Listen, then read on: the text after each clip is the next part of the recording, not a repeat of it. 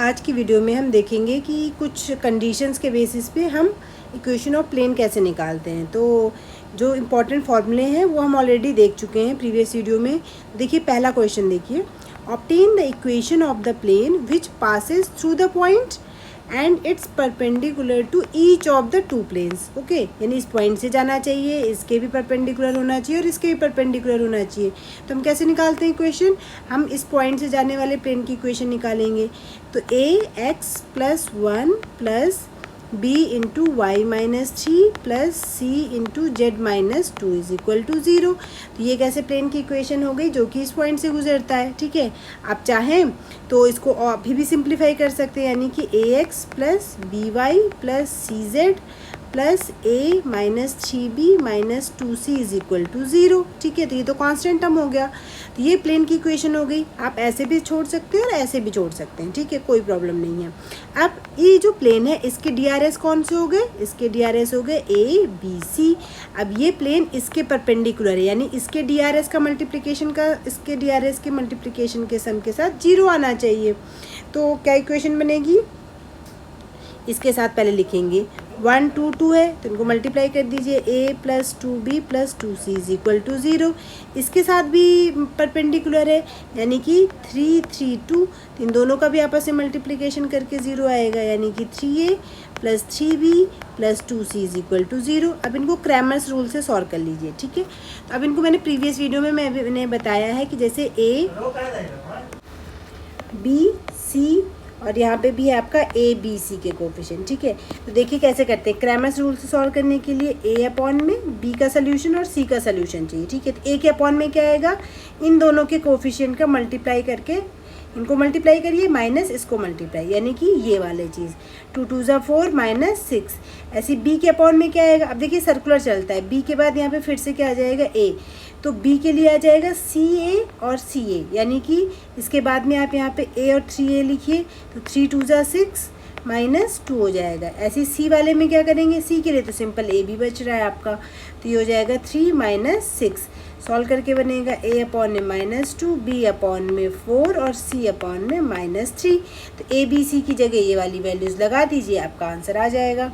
चाहे इसमें लगाइए चाहे इसमें लगाइए। तो इसमें नीचे वाले में लगा देते हैं -2x plus 4y -3z plus, इसको सॉल्व करेंगे तो -2 -12 3 2 ज़ा 6 इज इक्वल टू 0। तो ये बनेगा -2x प्लस 4y -3z, ये बनेगा -8 इज इक्वल टू 0। तो final answer will be 2x - 4y plus 3z plus 8 is equal to 0। तो ये आपका फाइनल आंसर हो गया। ओके, एक और क्वेश्चन करते हैं।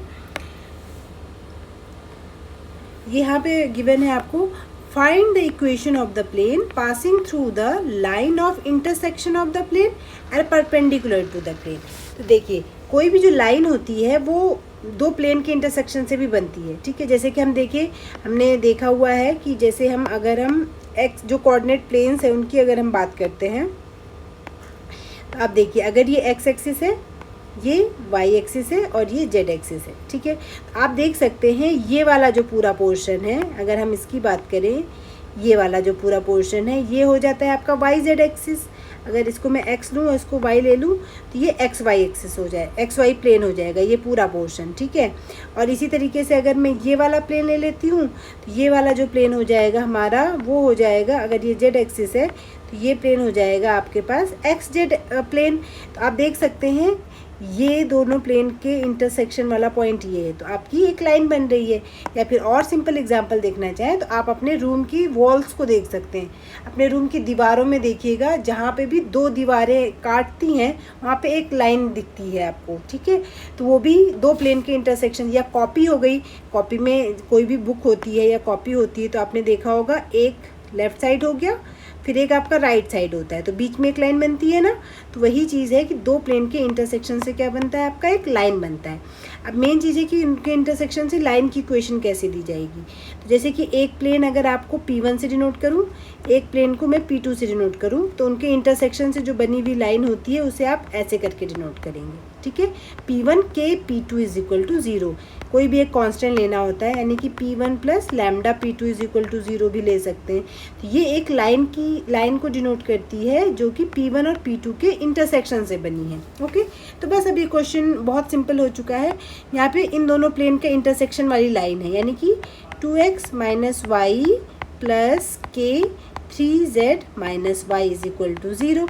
तो इसको थोड़ा ठीक से लिखेंगे, 2x माइनस, अच्छा y को कॉमन कर लीजिए, यहाँ पे बचेगा आपका अगर -1 और यहाँ पे देखेंगे -k, और z बचा आपके पास 3kz इज इक्वल टू 0। तो ये आपके पास प्लेन की इक्वेशन ऑलरेडी आपको प्लेन ही निकालना था, ठीक है, through the line of intersection इससे जाना चाहिए परपेंडिकुलर टू द प्लेन।